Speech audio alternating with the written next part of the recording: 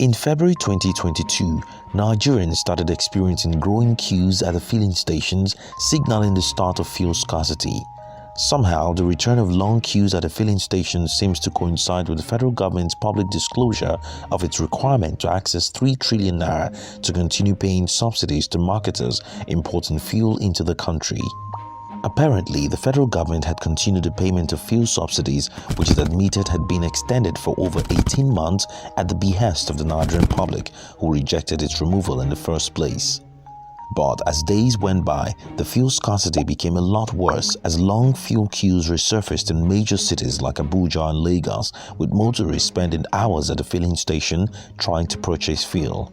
Responding to the resurgence of fuel queues, the CEO of the Nigerian Midstream and Downstream Petroleum Regulatory Agency, Farouk Ahmed, disclosed that large quantities of methanol were discovered in the latest imported fuel supply, far higher than what is usually permitted. This led the NNPC to declare a 10-day shortage in the national fuel reserve capacity. The question now is, how come this large amount of adulterated fuel was able to slip into the Nigerian market unnoticed, and who should take responsibility for this apparent ineptitude?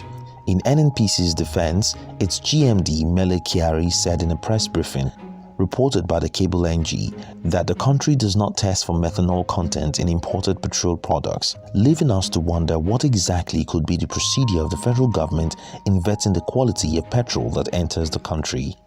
Later in the month, NNPC provided the names of 4 firms that they claim were responsible for importing adulterated petrol. This claim has since been refuted by these companies, as the CEO from Britannia U, one of the accused firms, testified to a legislative chamber that NNPC had in fact tested the products in Lagos offshore, and they had the test result to prove it was not tainted. The testimony of Britannia U's CEO seems to contradict NNPC's earlier claim of not testing imported petroleum products for methanol content.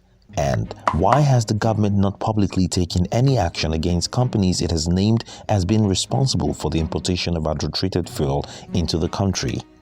Finally, what exactly is the role of the Nigerian Midstream and Downstream Petroleum Regulatory Agency? Shouldn't they have been responsible for ensuring that only standard products reach the Nigerian market?